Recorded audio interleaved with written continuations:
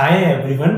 JM traders एक petitioner honourable Madras high court के पास अपने रिट पिटीशन लेके जाता है और उनसे रिक्वेस्ट करता है कि जो जीएसटी डिपार्टमेंटल अथॉरिटीज है उन्होंने उसकी 10 लाख रुपए की आईटीसी जो क्रेडिट लेजर के अंदर अवेलेबल है उसे ब्लॉक कर दी है। आईटीसी को ब्लॉक करने का मतलब ये होता है कि जो आईटीसी आपकी इलेक्ट्रॉनिक क्रेडिट लेजर के अंदर पड़ी है वो आपकी इलेक्ट्रॉनिक क्रेडिट लेजर के अंदर तो रहेगी, लेकिन आप उस आईटीसी को उस क्रेडिट को यूज नहीं कर पाएंगे अपनी आउटपुट लायबिलिटी की पेमेंट्स के टुवर्ड्स।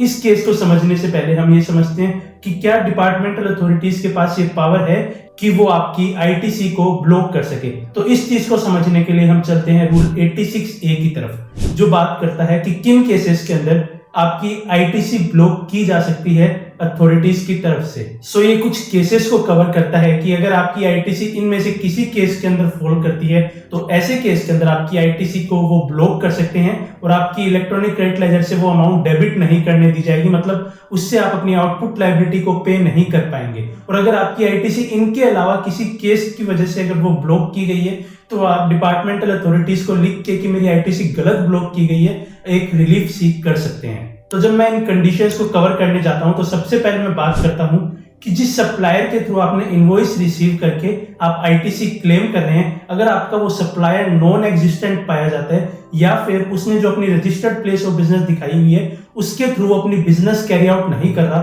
तो ऐसे केस के अंदर जीएसटी अथॉरिटीज आपका आईटीसी ब्लॉक कर सकती है। या फिर आपने कोई गुड्स रिसीव नहीं किया है और मेरे लिए आपने इनवॉइस के बेसिस पे आईटीसी क्लेम कर लिया, तो ऐसे केसेस के अंदर डिपार्टमेंटल अथॉरिटीज आपके आईटीसी को ब्लॉक कर सकती है। अगला केस जो ये रूल कवर करता है वो बात करता है कि जो आपकी सप्लाईज है जिसके कोरस्पॉन्डिंग आप आईटीसी अवेल कर रहे हैं, अगर उसके अगेंस्ट टैक्स आपके सप्लायर ने डिपार्टमेंट को गवर्नमेंट को पेमेंट नहीं की है तो ऐसे केसेस के अंदर भी आपकी आईटीसी को ब्लॉक किया जा सकता है। इसके बाद ये रूल कवर करता है कि जो मान लीजिए जो रिसिपिएंट है जो आईटीसी अवेल किया जा रहा है जिसकी आईटीसी ब्लॉक की जानी है, अगर वो नॉन एग्जिस्टेंट पाया जाता है, जिस प्लेस ऑफ बिजनेस उसने बिजनेस दिखाया है वहां से वो कोई भी बिजनेस कैरी आउट नहीं कर रहा, तो ऐसे केस के अंदर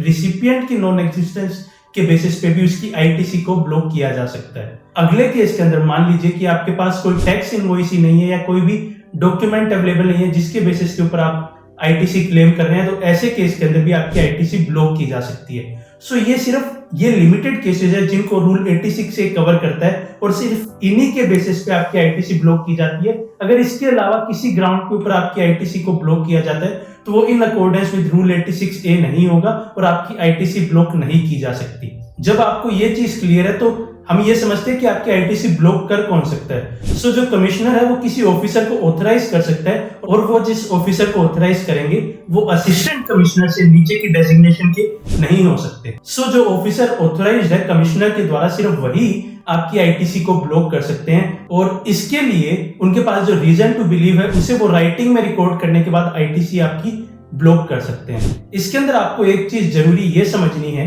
कि आपकी आईटीसी जो ब्लॉक की जाएगी वो उसी एक्सटेंट तक की जाएगी जो आईटीसी आपके इन केसेस के अंदर फॉल करती है। मान लीजिए कि कोई आईटीसी आपने एक सप्लायर से ली, वो 1 लाख रुपए की थी और वो आपका सप्लायर नॉन एग्जिस्टेंट पाया गया और आपकी टोटल क्रेडिट लेजर के अंदर टोटल बैलेंस 10 लाख पड़ा था, तो आपकी जो आईटीसी ब्लॉक की जाएगी वो सिर्फ 1 लाख की ब्लॉक की जाएगी, मतलब आप 1 लाख तक की एक्सटेंट का ही अपना आईटीसी यूज नहीं कर पाएंगे। ना कि ऐसे होगा कि आपकी पूरे के पूरे 10 लाख को ब्लॉक कर दिया जाएगा, पूरे के पूरे 10 लाख को यूज नहीं कर पा रहे। ये चीज काफी सारे केसेस में देखी भी गई है कि आपकी पूरी आईटीसी को ब्लॉक कर दिया गया है, पूरे क्रेडिट लेजर के बैलेंस को ब्लॉक कर दिया गया है यूज करने से, जबकि जो अमाउंट है जो इन केसेस के अंदर फॉल करी है वो बहुत ही एक छोटी अमाउंट है। इवन मान लीजिए 20-30 हजार की अमाउंट के कोरस्पॉन्डिंग आपके इवन 10-10 लाख रुपए तक के आईटीसी को ब्लॉक कर दिया गया है, आपके क्रेडिट लेजर के बैलेंस को ब्लॉक कर दिया गया यूटिलाइजेशन के लिए। आपको ये चीज ध्यान रखनी है। अगली चीज आपको इस सेक्शन के अंदर जो ध्यान रखनी है, जो आपकी आईटीसी ब्लॉक की जा सकती है वो मैक्सिमम 1 साल के लिए की जा सकती है, उससे ज्यादा के पीरियड के लिए आपकी आईटीसी को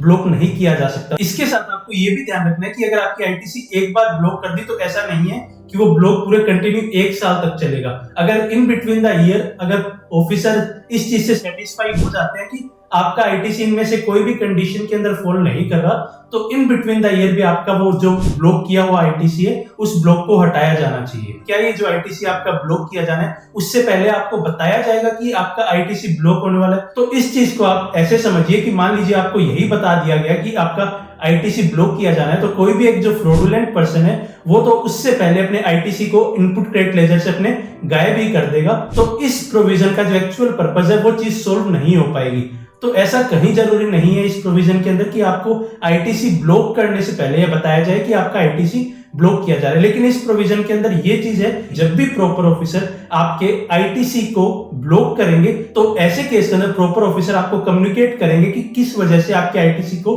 ब्लॉक किया जा रहा है। तो यही सिनेरियो हुआ जो केस लॉस हम अभी डिस्कस कर रहे थे ऑनरेबल मद्रास हाई कोर्ट का। उसके अंदर पेटिशनर को डिपार्टमेंट की तरफ से यह बात नहीं बताई गई कि किस वजह से उसका आईटीसी ब्लॉक किया जा रहा है, उसे मेयरली बस एक सप्लायर का नाम बता दिया गया कि ये सप्लायर का आईटीसी ब्लॉक किया जा रहा है। सो ये कंडीशन सफाइस नहीं करेगी ये चीज। सो ऑनरेबल कोर्ट ने ये जो ब्लॉक किया हुआ आईटीसी है वो ब्लॉक हटाया पेटिशनर की और पेटिशनर के